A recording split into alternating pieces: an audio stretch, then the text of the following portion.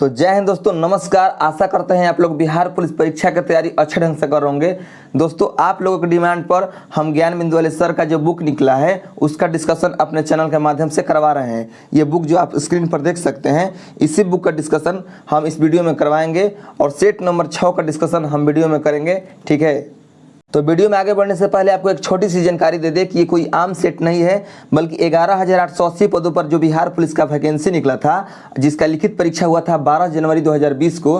तो 12 जनवरी 2020 को प्रथम पाली में हुए एग्जाम का ये प्रश्न पत्र है। तो चलिए देखते हैं पहला नंबर क्वेश्चन को। पहला नंबर क्वेश्चन कह रहा है, एक समान गति दर्शाने वाले वेग समय आलेख का ढाल होता है। क्या होता है दोस्तों? तो शून्य होता है। ठीक है, एक समान गति दर्शाने वाले वेग समय का आलेख का ढाल जो होता है वह हमेशा शून्य होता है। ठीक है, और आपको बता दें कि इसमें जितने भी महत्वपूर्ण पॉइंट्स हैं हमने पेन से टिक कर दिए हैं।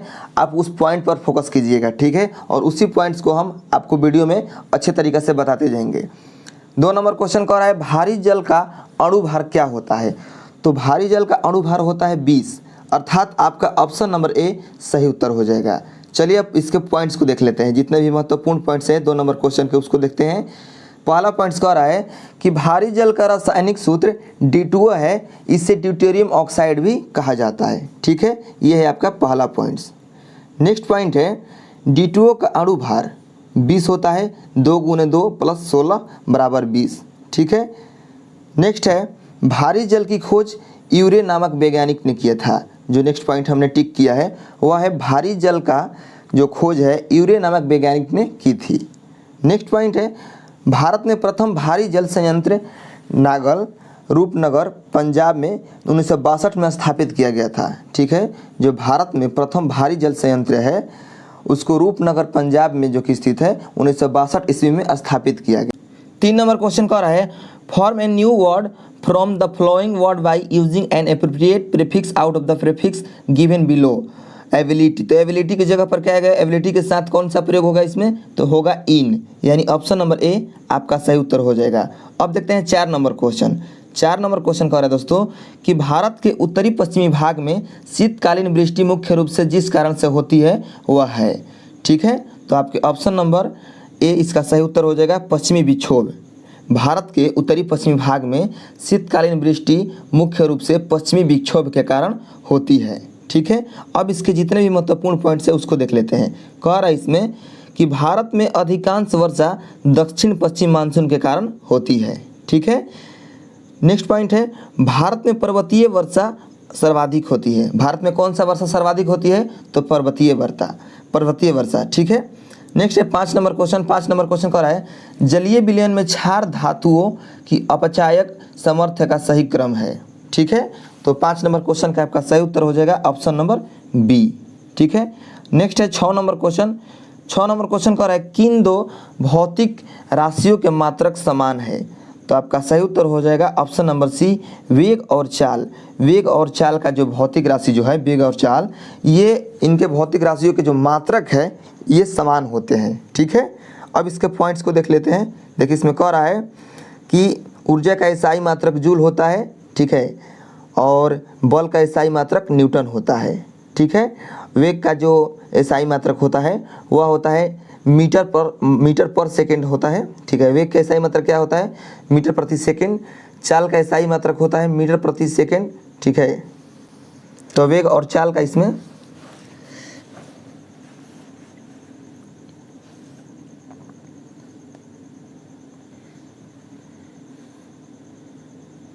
छः नंबर क्वेश्चन कह रहा है दोस्तों, किन 2 भौतिक राशियों के मात्रक समान है?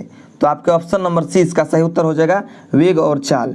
वेग एवं चाल का जो मात्रक होता है यह समान होता है। चलिए इसके पॉइंट्स को देख लेते हैं।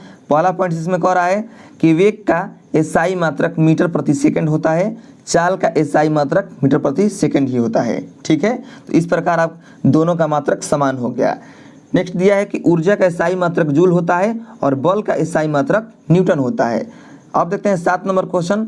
7 नंबर क्वेश्चन कह रहा है दोस्तों कि दक्षिणी गोलार्ध में व्यापारिक पवनों के बहने की दिशा क्या है? तो दक्षिणी गोलार्ध में व्यापारिक जो पवन है यानी हवा है उसके बहने की जो दिशा है वह है दक्षिण पूर्व से उत्तर पश्चिम। ठीक है, दक्षिण पूर्व से उत्तर पश्चिम। तो आपका ऑप्शन नंबर बी सही उत्तर हो जाएगा। ठीक है, अब इसके महत्वपूर्ण पॉइंट्स को जान लेते हैं। तो देखिए, हमने जो जो पॉइंट्स को पेन से टिक किया है हम सिर्फ उसी को बताएंगे, क्योंकि परीक्षा के दृष्टिकोण से वही आपके लिए महत्वपूर्ण है। तो कह रहा है इसमें पहला पॉइंट्स कि दोनों गोलार्धों में उपोष्णकटिबंधीय उच्च दाब से विषुवतीय निम्न दाब की ओर चलने वाली हवा को व्यापारिक पवनें कहते हैं। ठीक है, नेक्स्ट है उत्तरी गोलार्ध में व्यापारिक पवनों की दिशा उत्तर पूर्व से दक्षिण पश्चिम की ओर होती है। ठीक है, नेक्स्ट पॉइंट है पछुआ पवनें भी अस्थायी पवने का उदाहरण है। तो आपसे पूछ सकता है कि पछुआ पवन किस पवन का उदाहरण है, तो अस्थायी पवन का। अब देखते हैं 8 नंबर क्वेश्चन। 8 नंबर क्वेश्चन कह रहा है 2001 से लेकर 2011 के दशक में भारत के निम्नलिखित राज्यों में सर्वाधिक जनसंख्या वृद्धि दर किस राज्य का है। ठीक है, तो 8 नंबर क्वेश्चन का आपका सही उत्तर हो जाएगा मेघालय। 2001 से लेकर 2011 के दशक में भारत के जो राज्य हैं जिसमें सर्वाधिक जनसंख्या वृद्धि दर है वह है आपका मेघालय। ठीक है, अब इसके पॉइंट्स को देख लेते हैं। पहला पॉइंट इसमें कह रहा है कि 2001 से 2011 के बीच भारत का दशकीय वृद्धि दर 17.70% था। ठीक है, नेक्स्ट पॉइंट है 2001 से 2011 के बीच सर्वाधिक जनसंख्या वृद्धि दर वाला राज्य मेघालय है, जिसका वृद्धि दर था 27.95%। ठीक है, नेक्स्ट पॉइंट है नागालैंड एकमात्र राज्य है जिसकी दशकीय जनसंख्या वृद्धि दर 2001 से लेकर 2011 के बीच ऋणात्मक रही, यानी उसमें मतलब घटी है वह। ठीक है, बढ़ी नहीं है, वृद्धि नहीं हुई है, बल्कि कमी हुई है। तो कितनी की कमी हुई है? -0.58 की कमी हुई है नागालैंड की जनसंख्या वृद्धि दर में। ठीक है, नेक्स्ट पॉइंट है भारत में पहली जनगणना 1872 ईस्वी में लॉर्ड मेयो के काल में हुआ था। तो देखिए, इस पॉइंट को हम पूरा अच्छे तरीक़ा से घेर दिए हैं, तो इसको आप नोट कर लीजिएगा। आपसे ये क्वेश्चन पूछता है कि भारत में पहली जनगणना कब हुआ है, तो ये हुआ है 1872 में। किसके काल में हुआ है? तो लॉर्ड मेयो के काल में हुआ है। ठीक है, नेक्स्ट है भारत में नियमित जनगणना की शुरुआत 1881 ईस्वी में लॉर्ड रिपन के समय में हुई है। किसके समय में? लॉर्ड रिपन के समय में। और कब से? तो नियमित जनगणना 1881 ईस्वी से हुआ है। ठीक है, नेक्स्ट पॉइंट है वर्तमान में भारत जनसंख्या के दृष्टिकोण से विश्व का सबसे बड़ा देश बन गया है। ठीक है, नेक्स्ट पॉइंट है वर्ष 2011 की जनगणना 15वीं जनगणना है, जबकि स्वतंत्र भारत की यह 7वीं जनगणना है। ठीक है, अब देखते हैं नेक्स्ट पॉइंट कह रहा है सर्वाधिक दशकीय वृद्धि दर वाला केंद्र शासित प्रदेश दादर एवं नागर हवेली है। सर्वाधिक दशकीय वृद्धि दर वाला केंद्र शासित प्रदेश कौन है? तो दादर एवं नागर हवेली है। नेक्स्ट क्वेश्चन देखते हैं। नेक्स्ट क्वेश्चन है 9 नंबर क्वेश्चन। 9 नंबर क्वेश्चन कह रहा है फूलों के संवर्धन विज्ञान को क्या कहा जाता है? तो फूलों के संवर्धन विज्ञान को कहा जाता है फ्लोरिकल्चर, यानी आपका ऑप्शन नंबर सी इसका सही उत्तर हो जाएगा। अब इसके पॉइंट्स को देख लेते हैं। पहला पॉइंट इसमें कह रहा है दोस्तों कि ज़मीन पर फैलने वाली शाकीय सब्जियों की कृषि का अध्ययन ओलेरीकल्चर के अंतर्गत किया जाता है। नेक्स्ट है पोमोलॉजी के अंतर्गत फलों का अध्ययन किया जाता है। एंथोलॉजी के अंतर्गत फूलों का अध्ययन किया जाता है। एपीकल्चर के अंतर्गत मधुमक्खी पालन का अध्ययन किया जाता है। ठीक है, पीसी कल्चर के अंतर्गत मत्स्य पालन अर्थात मछली पालन का अध्ययन किया जाता है। नेक्स्ट है 10 नंबर क्वेश्चन। 10 नंबर क्वेश्चन कह रहा है निम्न में से कौन नकारात्मक स्वतंत्रता का प्रतिपादक है? तो आपके सही उत्तर हो जाएगा ऑप्शन नंबर बी यास्याह बर्लिन। यास्याह जो बर्लिन है ये नकारात्मक और सकारात्मक स्वतंत्रता का प्रतिपादक हैं। ठीक है, तो चलिए इसके महत्वपूर्ण पॉइंट्स को देख लेते हैं। पहला पॉइंट इसमें कह रहा है कि यास्याह बर्लिन को ही सकारात्मक और नकारात्मक स्वतंत्रता के वर्गीकरण का श्रेय दिया जाता है। ठीक है, नेक्स्ट पॉइंट है स्वतंत्रता का आधार दमन का अभाव है। ठीक है, नेक्स्ट है वैज्ञानिक समाजवाद का संस्थापक कार्ल मार्क्स था। वैज्ञानिक समाजवाद का संस्थापक कौन था? तो कार्ल मार्क्स था। नेक्स्ट पॉइंट है कार्ल मार्क्स ने दास कैपिटल और कम्युनिस्ट मैनिफेस्टो नामक पुस्तक लिखी है। ठीक है, 11 नंबर क्वेश्चन कह रहा है कौटिल्य के अर्थशास्त्र के अनुसार निम्नलिखित में से कौन राज्य के करों की वसूली के लिए जिम्मेदार था? तो आपका सही उत्तर हो जाएगा समाहर्ता, यानी ऑप्शन नंबर ए इसका सही उत्तर हो जाएगा। जो कौटिल्य थे अर्थात चाणक्य जो थे, चाणक्य के अर्थशास्त्र के अनुसार राज्य का जो कर यानी टैक्स की वसूल के लिए जो जिम्मेदार था वह था समाहर्ता। ठीक है, अब इसके पॉइंट्स को देख लेते हैं। तो देखिए इसमें दिया गया है पहला पॉइंट्स में कि सन्निधाता सन्निधाता किसको कहा जाता था? मौर्य काल में राजकीय कोषाध्यक्ष को सन्निधाता कहा जाता था। ठीक है। कर्मांतिक किसे कहा जाता था? तो कर्मांतिक उद्योग एवं कारखानों का जो अध्यक्ष होता था उसको कर्मांतिक कहा जाता था। ठीक है। नेक्स्ट पॉइंट है, कौटिल्य को चाणक्य या विष्णुगुप्त के नाम से भी जाना जाता है। ठीक है। नेक्स्ट पॉइंट है, मौर्य साम्राज्य के संस्थापक चंद्रगुप्त मौर्य चाणक्य के शिष्य थे। किसके शिष्य थे? चंद्रगुप्त मौर्य, तो चाणक्य अर्थात कौटिल्य के शिष्य थे।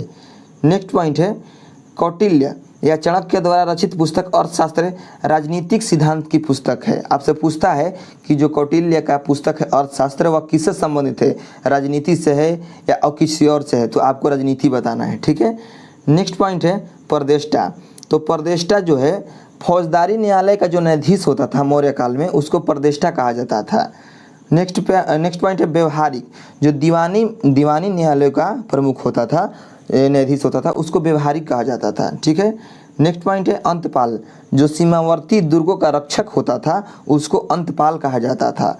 नेक्स्ट है आठविक। जो वन विभाग के प्रधान अधिकारी होता था उसको आठविक कहा जाता था।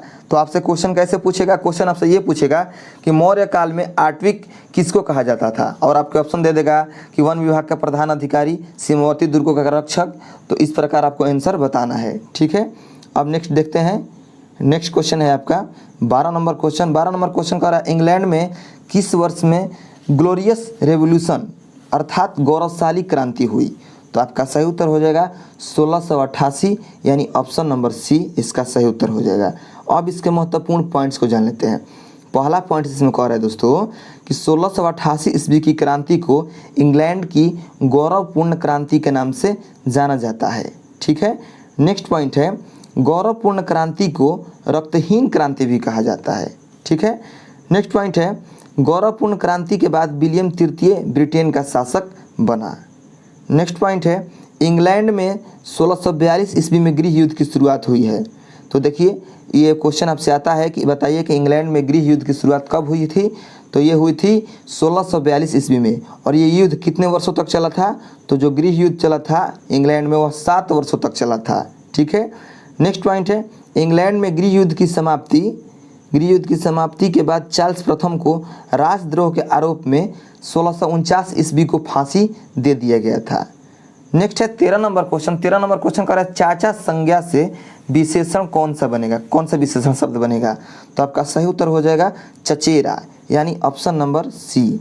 चाचा संज्ञा जो चाचा शब्द है उससे विशेषण बनेगा चचेरा। ठीक है। नेक्स्ट है 14 नंबर क्वेश्चन। 14 नंबर क्वेश्चन कह रहा है, आसमान का नीला रंग होने का कारण क्या है? तो आसमान का जो रंग है नीला, उसका होने का कारण है प्रकाश का प्रकीर्णन। ठीक है।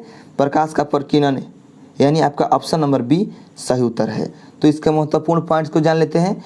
पहला पॉइंट कह रहा है कि वायु में उपस्थित धूल कण, जो भी वायु में उपस्थित धूल कण हैं, धूल कणों के द्वारा टकरा कर प्रकाश का सभी दिशाओं में फैलने की घटना को प्रकीर्णन कहा जाता है। यानी जब जितने भी वायु में यानी हवा में उपस्थित धूल कण हैं उनसे जब जो प्रकाश है, सूर्य का प्रकाश जब टकराता है और सूर्य का प्रकाश टकरा कर चारों दिशाओं में जब फैल जाता है तो उसी घटना को हम प्रकाश का प्रकीर्णन कहते हैं। ठीक है। नेक्स्ट पॉइंट है, प्रकाश के लाल रंग का प्रकीर्णन सबसे कम तथा बैगनी रंग के प्रकाश का प्रकीर्णन सबसे ज़्यादा होता है। तो देखिए यहाँ पर आप कंफ्यूज हो सकते हैं, कहीं कहीं आपको मिलता होगा कि लाल रंग का तरंगदैर्घ्य सबसे अधिक होता है। तो देखिए वहाँ पर तरंगदैर्घ्य दिया होगा, तो जब आपसे पूछेगा कि किस रंग का तरंगदैर्घ्य सबसे अधिक होता है तो वो आपको हो जाएगा लाल रंग का, और किस रंग का प्रकीर्णन सबसे ज़्यादा होता है तो वो हो जाएगा आपका बैगनी रंग का। प्रकीर्णन पूछेगा तो बैगनी होगा और तरंगदैर्घ्य पूछेगा तो लाल रंग होगा सबसे अधिक में। ठीक है। अब देख लेते हैं नेक्स्ट पॉइंट है कि लाल रंग का प्रकीर्णन कम होने के कारण ही सूर्योदय एवं सूर्यास्त के समय सूर्य का रंग लाल दिखाई देता है। क्वेश्चन आपका आता है दोस्तों कि सूर्य का रंग लाल क्यों दिखाई देता है, अर्थात तो आपका आंसर हो जाएगा प्रकीर्णन के कारण। ठीक है। नेक्स्ट है, प्रकाश का एक माध्यम से दूसरे माध्यम में प्रवेश करने की घटना अपवर्तन कहलाता है। ठीक है। ये आपका है, इसमें बहुत अच्छे तरीके से समझाया गया है प्रकाश को। ठीक है। आप इसको देखकर अच्छे से समझ लीजिएगा, इसका हम PDF दे देंगे आपको। अब नेक्स्ट हम देखते हैं नेक्स्ट है 15 नंबर क्वेश्चन। 15 नंबर क्वेश्चन कह रहा है मोमबत्ती का जलना निम्न में से किस परिवर्तन का उदाहरण है? तो आपका सही उत्तर हो जाएगा केवल रासायनिक परिवर्तन। ठीक है, अब इसके महत्वपूर्ण पॉइंट्स को देख लेते हैं। पहला पॉइंट इसमें कह रहा है रासायनिक परिवर्तन किसे कहते हैं? तो देखिए, वैसा परिवर्तन जिससे कोई वस्तु अपनी पुरानी अवस्था में नहीं लौट सकती है रासायनिक परिवर्तन कहलाता है। जैसे कागज़ का जलना, दही का जमना, लोहे पर जंग लगना। तो देखिए दोस्तों, कह रहा है ये पॉइंट्स कि वैसा परिवर्तन जिसमें कोई वस्तु अपनी पुरानी अवस्था में नहीं लौट सकती है रासायनिक परिवर्तन कहलाता है। यानी अगर किसी वस्तु को आप जला देते हैं तो वह अपनी पुरानी अवस्था में नहीं लौटेगी, तो वह आपका रासायनिक परिवर्तन हो गया। यानी जो वस्तु अपनी पुरानी अवस्था में नहीं लौटा उस मतलब परिवर्तन के करने के बाद, तो वह रासायनिक परिवर्तन है। ठीक है, नेक्स्ट है भौतिक परिवर्तन। तो देखिए, किसी वस्तु को पुनः उसकी पुरानी अवस्था में प्राप्त किया जा सकता है, वह भौतिक परिवर्तन कहलाता है। ठीक है, जैसे मोम का पिघलना, जल से वाष्प या बर्फ बनना, चीनी घोलकर शरबत बनाना। देखिए, जब आप चीनी घोलकर शरबत बनाते हैं और उसको जब ऐसे ही छोड़ देंगे, ठीक है, या गर्म करेंगे, तो वो फिर से चीनी बन जाता है। ठीक है, नेक्स्ट है 16 नंबर क्वेश्चन। 16 नंबर क्वेश्चन कह रहा है किस वर्ष में बिहार औद्योगिक क्षेत्र विकास अधिनियम पारित हुआ था? तो आपका सही उत्तर हो जाएगा 1974। तो ऑप्शन नंबर बी इसका सही उत्तर हो जाएगा। अब इसके महत्वपूर्ण पॉइंट्स को जान लेते हैं। पहला पॉइंट्स कह रहा है इसमें कि इस अधिनियम का संक्षिप्त नाम बियाडा एक्ट भी है। जो बिहार औद्योगिक विकास क्षेत्र अधिनियम है, इस अधिनियम का संक्षिप्त नाम बियाडा भी है। ठीक है, नेक्स्ट है इस अधिनियम में वर्ष 2017 में संशोधन किया गया। जो बियाडा एक्ट है उस अधिनियम में 2017 में संशोधन किया गया। ठीक है, अब आइए जान लेते हैं कि बिहार के जो प्रमुख उद्योग या कारखाने हैं वह कौन कौन से हैं। क्योंकि आप बिहार का जब परीक्षा देने जा रहे हैं तो आपको क्वेश्चन मतलब आने का संभावना जरूर है। ठीक है, तो देखिए, कह रहा है कि रेशम उद्योग कहाँ कहाँ पर है? तो रेशम उद्योग है भागलपुर और कटिहार में। चमड़ा उद्योग आपके मोकामा में है, गया में है और दीघा में है। ठीक है, उर्वरक उद्योग कहाँ पर है? तो बरौनी में है। खनन उद्योग औरंगाबाद में है आपका। तंबाकू उद्योग मुंगेर, आरा, गया, बिहार शरीफ। ठीक है, जूट उद्योग कहाँ कहाँ पर है? तो जूट उद्योग है कटिहार, समस्तीपुर, दरभंगा। नेक्स्ट है सूती वस्त्र उद्योग। तो सूती वस्त्र उद्योग कहाँ पर है? गया में है, फुलवारी शरीफ है, मोकामा है। नेक्स्ट पॉइंट है कागज उद्योग। तो कागज उद्योग जो है समस्तीपुर जिला, पटना और बरौनी। ठीक है, अब देखते हैं 17 नंबर क्वेश्चन। 17 नंबर क्वेश्चन कह रहा है एड्स एक डैश जनित रोग है। तो कैसा रोग है ये? तो एड्स जो है ये विषाणु यानी वायरस जनित रोग है। तो आपके ऑप्शन नंबर सी इसका सही उत्तर हो जाएगा। अब इसके पॉइंट्स को देख लेते हैं। पहला पॉइंट्स कह रहा है कि एड्स का पूरा नाम एक्वायर्ड इम्यूनोडिफिशियंसी सिंड्रोम है। एड्स का पूरा नाम क्या होता है? Acquired immunodeficiency syndrome. ठीक है, नेक्स्ट पॉइंट है एड्स HIV वायरस के कारण होता है। किसके कारण होता है? वायरस के कारण होता है। HIV का पूरा नाम क्या होता है? Human immunodeficiency virus. ठीक है, अब नेक्स्ट देखते हैं। नेक्स्ट है देखिए विषाणु जनित रोग कौन कौन से हैं? तो वायरस जनित रोग जो है विषाणु यानी वायरस, विषाणु जनित जो रोग है वह है छोटी माता, खसरा, चेचक, इन्फ्लुएंजा, गलसुआ। ठीक है, इत्यादि जो है ये विषाणु जनित रोग है। पोलियो भी जो है, पोलियो रोग, ये भी विषाणु जनित रोग है। मेनिंजाइटिस भी है, जुकाम जो होता है हमें जुकाम, सर्दी जुकाम, ये भी वायरस जनित रोग है। ठीक है, बाकी इसमें जो जीवाणु जनित रोग दिया गया है इसको आप पढ़ लीजिएगा। हमने जो जो पेन से टिक किया है इसको आप अच्छे से नोट कर लीजिएगा। 18 नंबर क्वेश्चन कह रहा है निम्न में से कौन सी दवा एक पीड़ाहारी है? तो आपका सही उत्तर हो जाएगा नोलोजिन। जो नोलोजिन है ये एक पीड़ाहारी दवा है, अर्थात आपका ऑप्शन नंबर सी सही उत्तर हो जाएगा। ठीक है, इसमें जो जो पॉइंट्स को टिक किए हैं थोड़ा उसको हम बता दें। देखिए, कह रहा है कि स्ट्रेप्टोमाइसिन एक एंटीबायोटिक दवा है, क्लोरोमाइसिटिन टाइफाइड की दवा है। देखिए, अक्सर आजकल लोगों को टाइफाइड यानी मियादी बुखार हो रहा है, तो देखिए इसका दवा है क्लोरोमाइसिटिन। क्लोरोमाइसिटिन जो है यह एक टाइफाइड की दवा है। ठीक है, नेक्स्ट क्वेश्चन देखते हैं। नेक्स्ट क्वेश्चन है आपको 19 नंबर क्वेश्चन। 19 नंबर क्वेश्चन कह रहा है निम्न में से कौन एक प्राथमिक उपभोक्ता है? तो आपका सही उत्तर हो जाएगा हिरन, अर्थात ऑप्शन नंबर बी। ठीक है, नेक्स्ट है आपका 20 नंबर क्वेश्चन। 20 नंबर क्वेश्चन कह रहा है choose the correct passive form of the following sentence, और सेंटेंस आपका है one should keep one promises. तो आपका सही उत्तर हो जाएगा option number C, promises should be kept. ठीक है, अब देखते हैं 21 नंबर क्वेश्चन। 21 नंबर क्वेश्चन कह रहा है पूर्ण रोजगार प्राप्ति हेतु प्रभावपूर्ण मांग की कमी को जिस उपाय द्वारा दूर किया जा सकता है वह है, तो वह कौन सा उपाय है दोस्तों? तो वह है आपके सरकारी व्यय में वृद्धि। ठीक है, अर्थात आपका ऑप्शन नंबर ए सही उत्तर हो जाएगा। ठीक है, पहला पॉइंट इसमें कह रहा है रोजगार का नियम किसने दिया है? तो जे एम किन्स ने दिया है। रोजगार का नियम किसने दिया है? तो जे एम किन्स ने दिया है।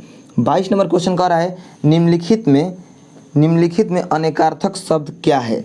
तो निम्नलिखित में जो अनेकार्थक शब्द है वह है आपके कल और निशा, दोनों है। कल भी जो शब्द है वह भी अनेकार्थक शब्द है और निशा जो है ये भी अनेकार्थक शब्द है। अर्थात आपका दिए गए विकल्पों में से बी और ए दोनों अनेकार्थिक शब्द है, क्योंकि निशा का एक अर्थ मुर्गा होता है तथा दूसरा अर्थ रात भी होता है। ठीक है, और कल का अर्थ होता है आने वाला कल और बीता हुआ भी कल। ठीक है, इसका भी दो अर्थ हो गया। नेक्स्ट है 23 नंबर क्वेश्चन। 23 नंबर क्वेश्चन कह रहा है choose the correct option of the underline phrase from the words given below. और आपका सेंटेंस है it was discovered that young man was over head and years in love with her. तो आपका सही उत्तर क्या होगा? आपका सही उत्तर होगा ऑप्शन नंबर ए कम्प्लीटली। ठीक है, नेक्स्ट है 24 नंबर क्वेश्चन। 24 नंबर क्वेश्चन कर रहा है निम्न में से कौन सा कवि छायावादी युग का कवि है? तो छायावादी युग का जो कवि है वह है सूर्यकांत त्रिपाठी निराला, यानी ऑप्शन नंबर डी आपका सही उत्तर हो जाएगा। ठीक है, नेक्स्ट इसका पॉइंट देख लेते हैं। इसमें पॉइंट्स में कह रहा है कि छायावाद के 4 स्तंभ हैं, कौन कौन से? तो जयशंकर प्रसाद, सुमित्रा नंदन पंत, सूर्यकांत त्रिपाठी निराला और महादेवी वर्मा। ठीक है, और जो कवि मैथिली शरण गुप्त हैं ये द्विवेदी युग के कवि हैं। ठीक है, नेक्स्ट है नागार्जुन प्रगतिवादी विचारधारा के आधुनिक काल के कवि हैं। अब देखते हैं नेक्स्ट क्वेश्चन है 25 नंबर क्वेश्चन। भारत के प्रथम उप प्रधानमंत्री कौन थे? तो ये थे सरदार वल्लभ भाई पटेल, यानी ऑप्शन नंबर सी इसका सही उत्तर हो जाएगा। और ये कब से कब तक थे? ये थे 1947 से 1950 तक। ठीक है, देखिए इसके पॉइंट्स को देख लेते हैं। कह रहा है पॉइंट्स में कि भारतीय संविधान में उप प्रधानमंत्री के पद का कोई उल्लेख नहीं है। उप प्रधानमंत्री पद को अब तक 7 व्यक्ति सुशोभित कर चुके हैं, 7 का नाम दिया गया है, आप पीडीएफ में देख लीजिएगा। ठीक है, 26 नंबर क्वेश्चन कह रहा है choose the correct indirect speech of the flowing sentence from the option given below. She said hurrah I have stood first. तो आपका सही उत्तर हो जाएगा ऑप्शन नंबर बी। इसमें क्या होगा? ऑप्शन नंबर बी इसका सही उत्तर हो जाएगा। She exclaimed with Joy that she had stood first. ठीक है, नेक्स्ट है 27 नंबर क्वेश्चन। 27 नंबर क्वेश्चन क्या कर रहा है दोस्तों? 27 नंबर क्वेश्चन कह रहा है कि 4367 का घात है 245 का इकाई अंक क्या है? ठीक है, तो आपका सही उत्तर हो जाएगा ऑप्शन नंबर ए 7। ठीक है, इसका जो इकाई अंक है वह है 7, यानी ऑप्शन नंबर ए इसका सही उत्तर हो जाएगा। जो 4367 का घात दिया गया है यानी पावर दिया है 245, इसका इकाई अंक होगा 7। ठीक है, नेक्स्ट है 28 नंबर क्वेश्चन। 28 नंबर क्वेश्चन कह रहा है निम्न में से किसका सही मेल नहीं है? तो आपका सही उत्तर हो जाएगा ऑप्शन नंबर डी बर्मिंघम। जो बर्मिंघम है ये फ्रांस देश में नहीं है। जो बर्मिंघम औद्योगिक क्षेत्र है ये फ्रांस देश में नहीं है। ठीक है, अब इसके पॉइंट्स को जान लेते हैं। देखिए कह रहा है इसमें महत्वपूर्ण पॉइंट्स है वो इसको जानिए। ओसाका को जापान का मैनचेस्टर कहा जाता है। जिस प्रकार अहमदाबाद को भारत का मैनचेस्टर कहा जाता है उसी प्रकार ओसाका को जापान का मैनचेस्टर कहा जाता है। ठीक है, नेक्स्ट पॉइंट है भारत में सलेम में सेल का एक यूनिट है जो इस्पात उत्पादन के लिए प्रसिद्ध है। ठीक है, नेक्स्ट पॉइंट है बर्मिंघम ब्रिटेन में स्थित है।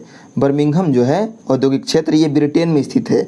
बर्मिंघम को काला प्रदेश भी कहा जाता है। क्या कहा जाता है? ब्लैक सिटी यानी काला प्रदेश। ठीक है, नेक्स्ट है लॉरेन जो है ये फ्रांस में है और ये लॉ एस के लिए प्रसिद्ध है। 29 नंबर क्वेश्चन कह रहा है निम्नलिखित में से कौन सा प्राणी स्तनधारी नहीं है? स्तनधारी नहीं है तो आपका सही उत्तर हो जाएगा छिपकली, यानी option number D. Option number D यानी छिपकली जो है ये स्तनधारी का उदाहरण नहीं है। ठीक है, अब आइए इसके महत्वपूर्ण पॉइंट्स को जान लेते हैं। पहला पॉइंट कह रहा है कि छिपकली कार्डेटा संघ के रेप्टिलिया वर्ग का जीव है। ठीक है, नेक्स्ट है बाघ, व्हेल और चमगादड़ स्तनधारी वर्ग का जीव है। ठीक है, नेक्स्ट है अब आपके 30 नंबर क्वेश्चन को देख लेते हैं। 30 नंबर क्वेश्चन कह रहा है कि fill in the blank with appropriate verb from Sohan says that it is better to, और यहाँ पर खाली स्थान दिया गया है इन द प्रेजेंट। तो आपको इसमें खाली स्थान जो दिया गया उसमें क्या आएगा, इसमें आएगा लाइव। ठीक है, तो आपका ऑप्शन नंबर डी इसका सही उत्तर हो गया। नेक्स्ट है 31 नंबर क्वेश्चन कह रहा है translate the sentence given below into Hindi. Women learn English faster than main. इसका हमें जो सेंटेंस दिया गया है women learn English faster than main, इसका हमें हिंदी में मतलब करना है, ट्रांसलेट करना है। ठीक है, तो आपका सही उत्तर हो जाएगा महिलाएं पुरुषों की तुलना में अंग्रेजी जल्दी सीखती हैं। ठीक है, तो आपका ऑप्शन नंबर डी सही उत्तर हो जाएगा। 32 नंबर क्वेश्चन कह रहा है फ्रांस में पेरिस कम्यून की स्थापना कब हुई। तो फ्रांस में पेरिस कम्यून की स्थापना हुई है दोस्तों 1871 ईस्वी में, अर्थात ऑप्शन नंबर आपका सी सही उत्तर हो जाएगा। ठीक है, इसके पॉइंट्स को देख लेते हैं जो भी महत्वपूर्ण पॉइंट्स है। कह रहा है इसमें महत्वपूर्ण पॉइंट्स में कि फ्रांस की क्रांति 1789 में हुई है। ठीक है, फ्रांस की क्रांति कब हुई है, तो 1789 में हुई है। माप तौल की दशमलव प्रणाली किसकी देन है, तो ये भी फ्रांस की देन है। ठीक है, 33 नंबर क्वेश्चन कह रहा है निम्नलिखित में से कौन सा संत ईश्वर के निर्गुण एवं सगुण रूपों में आस्था रखते थे। तो आपका सही उत्तर हो जाएगा कबीरदास। जो कबीरदास थे ये ईश्वर के निर्गुण एवं सगुण रूपों में आस्था रखते थे। ठीक है, अब इसके महत्वपूर्ण पॉइंट्स को जान लेते हैं। पहला पॉइंट इसमें कह रहा है कि कबीरदास ईश्वर के निर्गुण एवं सगुण दोनों रूप में आस्था रखते थे। नेक्स्ट पॉइंट है कबीरदास ने संत होने के बाद भी पूर्णतः गृहस्थ जीवन का निर्वाह किया। नेक्स्ट पॉइंट है कबीर सिकंदर लोधी के समकालीन थे। क्वेश्चन आपसे पूछ सकता है कि कबीर जो है कबीरदास ये किसके समकालीन थे, तो ये सिकंदर लोधी के समकालीन थे। नेक्स्ट पॉइंट है कबीर के आध्यात्मिक गुरु रामानंद थे। ये भी आपसे पूछता है कि कबीर के आध्यात्मिक गुरु कौन थे, तो रामानंद थे। नेक्स्ट है कबीर ने एकेश्वरवाद में आस्था व्यक्त की। ठीक है, नेक्स्ट पॉइंट है कबीर की प्रमुख रचना का जो नाम है वह है साखी, सबद, बीजक तथा रमैनी। ठीक है, नेक्स्ट क्वेश्चन है 34 नंबर क्वेश्चन कह रहा है संक्षेपण बहुलक का उदाहरण है कौन। तो आपका सही उत्तर हो जाएगा टेरिलीन, यानी ऑप्शन नंबर बी। जो टेरिलीन है ये संक्षेपण बहुलक का उदाहरण है। अब इसके महत्वपूर्ण पॉइंट्स को जान लेते हैं। कह रहा है पॉइंट्स में कि उच्च अणु भार वाले यौगिक जो एकल अणुओं की पुनरावृत्ति से बनते हैं उन्हें बहुलक कहते हैं। ठीक है, अब देख लेते हैं 35 नंबर क्वेश्चन कह रहा है कुतुबुद्दीन ऐबक का उत्तराधिकारी कौन था। तो ये था आराम शाह। आपके ऑप्शन नंबर ए इसका सही उत्तर हो जाएगा। कुतुबुद्दीन ऐबक का उत्तराधिकारी कौन था, तो आराम शाह था। अब आइए जानते हैं इसके महत्वपूर्ण पॉइंट्स को। पहला पॉइंट इसमें कह रहा है कि कुतुबुद्दीन ऐबक मोहम्मद गौरी का दास था। किसका दास था ये, मोहम्मद गौरी का दास था या गुलाम था। ठीक है, नेक्स्ट पॉइंट है कुतुबुद्दीन ऐबक ने भारत में गुलाम वंश की स्थापना की। देखिए ये मोहम्मद गौरी का गुलाम था, इसलिए इन्होंने कभी सुल्तान का उपाधि नहीं धारण किया, और जो वंश का स्थापना किया उसका भी नाम इसने गुलाम वंश ही रखा है कुतुबुद्दीन ऐबक ने। ठीक है, नेक्स्ट है ऐबक की मृत्यु 1210 ईस्वी के बाद, जब ऐबक की मृत्यु हुई थी, कुतुबुद्दीन ऐबक की मृत्यु 1210 ईस्वी में, उसके बाद उसका बेटा आराम शाह गद्दी पर बैठा था। ठीक है, आराम शाह जो था उतना योग्य नहीं था, इसलिए आराम शाह को पराजित कर इल्तुतमिश सुल्तान बन गया। ठीक है, नेक्स्ट है जो इल्तुतमिश है गुलाम वंश यानी दास वंश का वास्तविक संस्थापक था। ठीक है, नेक्स्ट पॉइंट है कुतुबुद्दीन ऐबक ने अपनी राजधानी लाहौर को बनाया। आपसे क्वेश्चन पूछता है कि कुतुबुद्दीन ऐबक ने अपनी राजधानी किसको बनाया, तो लाहौर को बनाया। ठीक है, नेक्स्ट पॉइंट है कुतुब मीनार की नींव ऐबक ने डाली थी। कुतुब मीनार की नींव किसने डाली थी, तो कुतुबुद्दीन ऐबक ने। नेक्स्ट पॉइंट है इल्तुतमिश जो था इल्बरी तुर्क था। क्या था ये, इल्बरी तुर्क था। नेक्स्ट पॉइंट है इल्तुतमिश ने लाहौर से राजधानी को स्थानांतरित करके दिल्ली लाया था। जो राजधानी कुतुबुद्दीन ऐबक ने बसाया था लाहौर में, उसको स्थानांतरित करके जो इल्तुतमिश था वह दिल्ली ले आया। ठीक है, अब देखते हैं 36 नंबर क्वेश्चन कह रहा है कि नीचे लिखे अक्षांशों में से भारत की मुख्य भूमि से गुजरने वाला अक्षांश है। तो आपका सही उत्तर हो जाएगा 29 डिग्री 36 मिनट उत्तरी अक्षांश, यानी ऑप्शन नंबर ए इसका सही उत्तर हो जाएगा। ठीक है, आइए इसके महत्वपूर्ण पॉइंट्स को जान लेते हैं। पहला पॉइंट्स कह रहा है कि भारत के मुख्य भूमि का अक्षांशीय विस्तार 8 डिग्री 4 मिनट उत्तर से 37 डिग्री 6 मिनट उत्तरी अक्षांश तक है। नेक्स्ट पॉइंट है भारत के मुख्य भूमि का देशांतरीय विस्तार 68 डिग्री 7 मिनट पूर्व से 97 डिग्री 25 मिनट पूर्वी देशांतर तक है। नेक्स्ट पॉइंट है भारत का सबसे उत्तरी बिंदु इंदिरा कॉल है, ठीक है, और भारत का सबसे दक्षिणी बिंदु इंदिरा पॉइंट या पिग्मेलियन पॉइंट कहलाता है। नेक्स्ट पॉइंट है भारत का क्षेत्रफल 32,87,263 वर्ग किलोमीटर है, ठीक है। नेक्स्ट है उत्तर से दक्षिण तक भारत का जो विस्तार है वह है 3214 किलोमीटर तक तथा पूर्व से पश्चिम की जो चौड़ाई है वह है 2933 किलोमीटर, ठीक है। नेक्स्ट है पश्चिमोत्तर बिंदु, यानी भारत का जो पश्चिमोत्तर बिंदु है वह है गुहार मोती, गुजरात में स्थित है, और भारत का जो पूर्वोत्तर बिंदु है यह है किबिथु जो कि अरुणाचल प्रदेश में है, ठीक है। 37 नंबर क्वेश्चन कह रहा है मेहरू निस्सा परवेज को निम्नलिखित में से किस सम्मान से सम्मानित किया गया? तो आपका सही उत्तर हो जाएगा पद्मश्री, ठीक है। पद्मश्री से सम्मानित किया गया है मेहरू निस्सा परवेज को। अब इसके महत्वपूर्ण पॉइंट्स को जान लेते हैं। पहला पॉइंट्स कह रहा है इसमें कि इन्हें वर्ष 2005 में यह पुरस्कार प्रदान किया गया था। नेक्स्ट पॉइंट है 2023 में कुल 106 पद्म पुरस्कारों की घोषणा की गई, जिसमें पद्म विभूषण 6, पद्म भूषण 9 और पद्मश्री 91 था, ठीक है। और किसको किसको दिया गया है ये आप देख सकते हैं इस पर, ठीक है। नेक्स्ट है 38 नंबर क्वेश्चन है कोशिका भित्ति डैश कोशिका में अनुपस्थित होती है। तो कोशिका भित्ति किस में अनुपस्थित होती है? तो ये जंतु कोशिका में अनुपस्थित होती है। तो आपके ऑप्शन नंबर 20 का सही उत्तर हो जाएगा। यानी क्वेश्चन कहने का अर्थ यह है कि कोशिका भित्ति किस में नहीं होता है, जंतु में नहीं होता है कि पादप में नहीं होता है? तो जंतु में नहीं होता है, क्योंकि जो कोशिका भित्ति है ये पादप में पाया जाता है, जंतु में नहीं पाया जाता है, ठीक है दोस्तों। नेक्स्ट है इसका ये पॉइंट्स को जान लेते हैं। कह रहा है पहला पॉइंट्स इसमें कि पादपों में कोशिका भित्ति सेलुलोज की बनी होती है। कोशिका भित्ति किसकी बनी होती है? तो सेल्यूलोज की बनी होती है। नेक्स्ट पॉइंट है यूग्लिना एवं पैरामीशियम जैसे जंतुओं में कोशिका के चारों ओर प्रोटीन की जो परत होती है उसे पेलिकल कहा जाता है। नेक्स्ट पॉइंट है कवकों में कोशिका भित्ति काइटिन की बनी होती है। जो कवक होते हैं कवक में कोशिका भित्ति किसकी बनी होती है? काइटिन की, ठीक है। नेक्स्ट पॉइंट है जीवाणु का कोशिका भित्ति पेप्टिडोग्लाइकेन का बना होता है। जीवाणु जो होता है जीवाणु में कोशिका भित्ति किसका बना होता है? पेप्टिडोग्लाइकेन का। नेक्स्ट पॉइंट है कोशिका शब्द का प्रयोग रॉबर्ट हुक ने 1665 ईस्वी में किया था। नेक्स्ट पॉइंट है कोशिका सिद्धांत का प्रतिपादन 1838 से 39 ईस्वी में सलाइडेन और स्वान ने किया, ठीक है। अब देखते हैं 39 नंबर क्वेश्चन। 39 नंबर क्वेश्चन कह रहा है यदि किसी वस्तु का वेग दुगना कर दिया जाए तो उसकी गतिज ऊर्जा क्या होगी? तो उसकी गतिज ऊर्जा हो जाएगी आपकी दोस्तों 4 गुनी, यानी आपका ऑप्शन नंबर बी सही उत्तर हो जाएगा। यदि किसी वस्तु का वेग दुगना कर दिया जाए तो उसकी गतिज ऊर्जा 4 गुना हो जाएगा, ठीक है। आइए देखते हैं नेक्स्ट है 40 नंबर क्वेश्चन। 40 नंबर क्वेश्चन कह रहा है वर्गीकरण की द्विनाम पद्धति की अवधारणा किसने दी थी? तो वर्गीकरण की द्विनाम पद्धति की जिसने अवधारणा दी थी उस व्यक्ति का नाम है लिनियस, यानी ऑप्शन नंबर ए इसका सही उत्तर हो जाएगा, ठीक है। अब आइए जानते हैं इसके महत्वपूर्ण पॉइंट्स को। तो पहला पॉइंट इसमें कह रहा है कि लिनियस को आधुनिक वर्गीकरण का जनक कहा जाता है। लिनियस को आधुनिक वर्गीकरण का जनक कहा जाता है। पहला नेक्स्ट पॉइंट है द्विनाम पद्धति के अनुसार मनुष्य का वैज्ञानिक नाम होमोसेपियंस है, ठीक है। नेक्स्ट पॉइंट है सन 1969 में व्हिटेकर द्वारा समस्त जीवधारियों को 5 जगत में विभाजित किया गया। कौन कौन सा?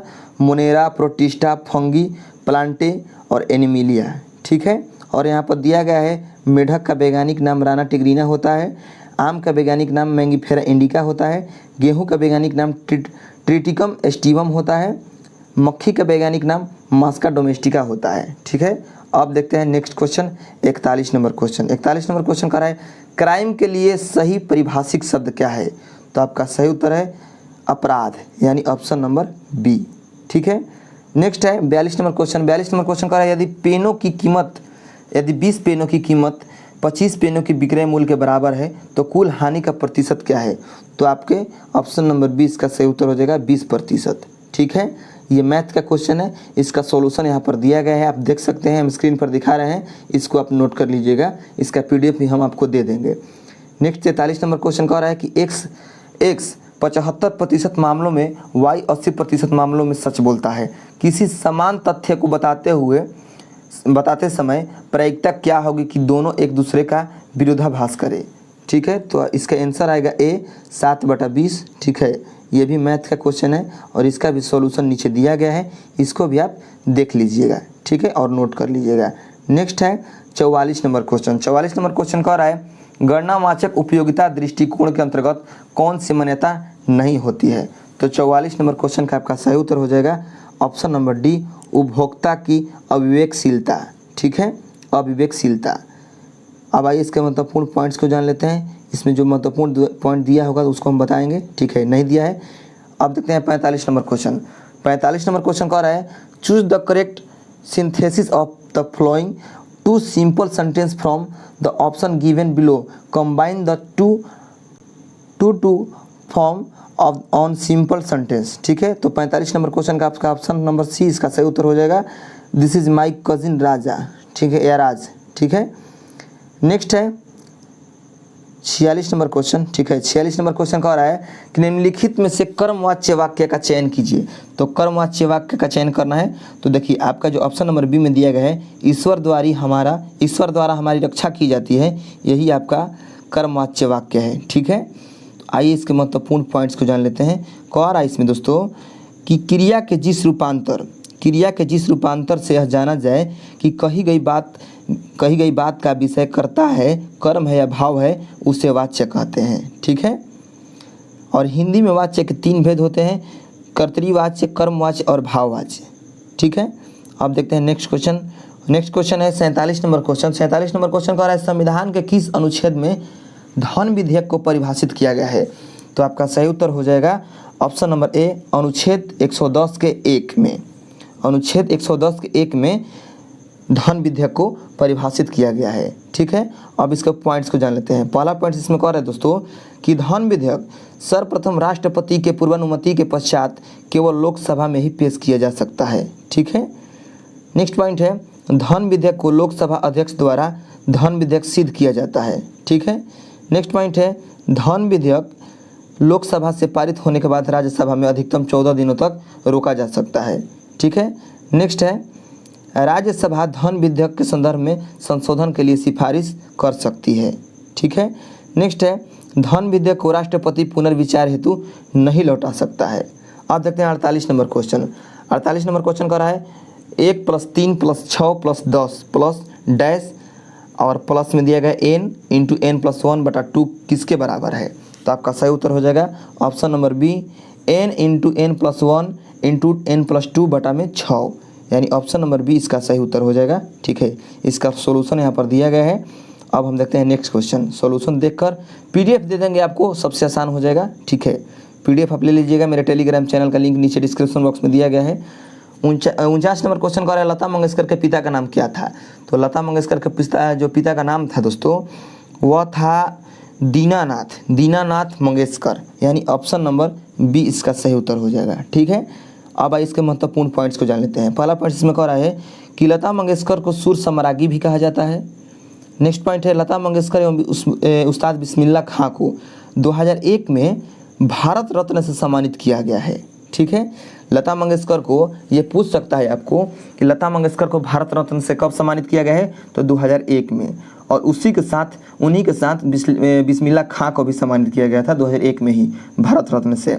नेक्स्ट है भारत रत्न प्राप्त करने वाला प्रथम व्यक्ति डॉक्टर सर्वपल्ली राधाकृष्णन थे।